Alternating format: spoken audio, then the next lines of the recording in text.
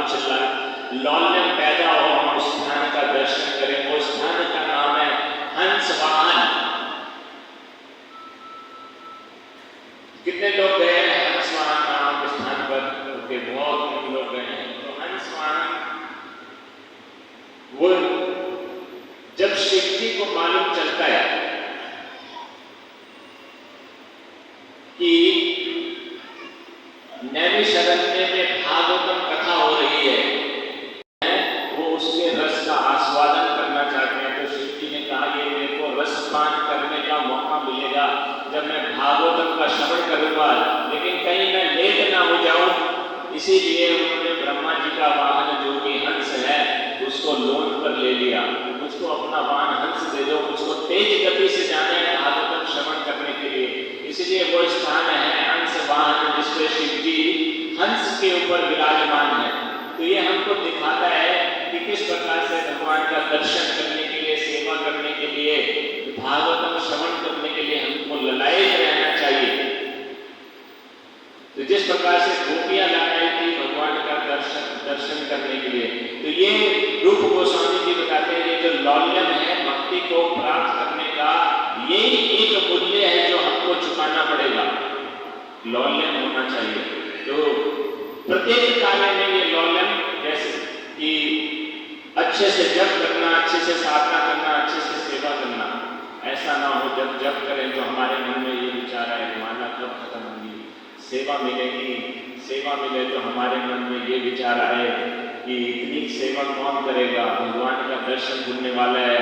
तो हमारे मन में विचार है, क्या हुआ 1 घंटा दर्शन खुलेगा तो सही, अभी कर लेंगे दर्शन।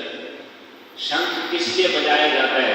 शंख इसलिए बजाया जाता है ताकि हम भाग पर दौड़े दौड़े रहें। जो भी कार्य हमने छोड़ दी कर रहे हैं उस सब को, उसके स्वरूपियां त्यागी का जो ये प्रसंग है, उसके बाद भगवान वापस आ जाते हैं और अगले दिन प्रवेश करते हैं, जो कि वहां पर जिसके लिए उनको निमंत्रण दिया गया था, जिसके लिए उनको निमंत्रण दिया था युद्धशाला में आकर युद्ध करने के लिए। तो जब भगवान वहां पर प्रकट होते हैं तो 11-12 वर्ष के छोटे से बालक हैं, और जब वहां पर उपस्थित भक्त लोग उनको देखते हैं,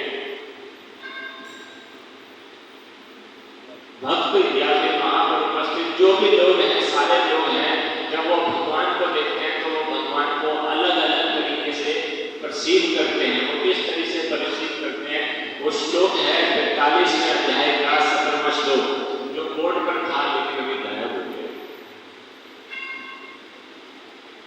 तो मैं इस श्लोक को मैं पढ़ता हूँ, इसका तात्पर्य भी बहुत सुंदर है।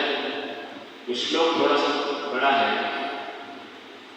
मल्लानाम अश्विनी निरनाम नरवरा स्त्रीनाम स्मरो मूर्तिमान गोपानाम स्वजनो असताम श्री गुजाम शास्त्रा स्वपितरो शिशु मृत्युर्भोजपते विराट विदुषाम तत्वं परम योगिनाम ऋषीनां परदेवते विदितो रंगम गतः सा अग्रजहा। इसका तात्पर्य इस प्रकार से है, जब कृष्ण अपने बड़े भाई के साथ अखाड़े में प्रविष्ट हुए तो विभिन्न वर्गों के लोगों ने कृष्ण को विभिन्न रूपों में देखा। पहलवानों ने कृष्ण को व्रज के समान देखा। पहलवानों ने किस प्रकार से देखा? व्रज के समान, क्योंकि वो उनसे युद्ध करने के लिए आए थे। युद्ध करने उनके मन का क्या भाव था? उनके मन का भाव था कि हम कृष्ण को कुश्ती करके उनको हरा देंगे या उनका वध कर देंगे। तो ये बहुत महत्वपूर्ण श्लोक है। जैसे जिस भाव में जैसा स्मरण करते हैं उस भाव में भगवान उनको प्रतीत होते हैं, उस भाव में भगवान उनके लिए प्रकट हो जाते हैं। जैसे कंस भगवान का इतना चिंतन करता था कि उसको हर जगह भगवान विष्णु का ही दर्शन होता था। लेकिन वो किस रूप में चिंतन करता था? वो विष्णु को अपनी मृत्यु के रूप में चिंतन करता था, और इस कारण से भगवान उसके लिए किस रूप में प्रकट हो गए? भगवान उसके लिए मृत्यु के रूप में प्रकट हो गए। तो बहुत महत्वपूर्ण है, जिस भाव में हम स्मरण करेंगे भगवान उस भाव में उस भक्त के लिए प्रकट हो जाते हैं।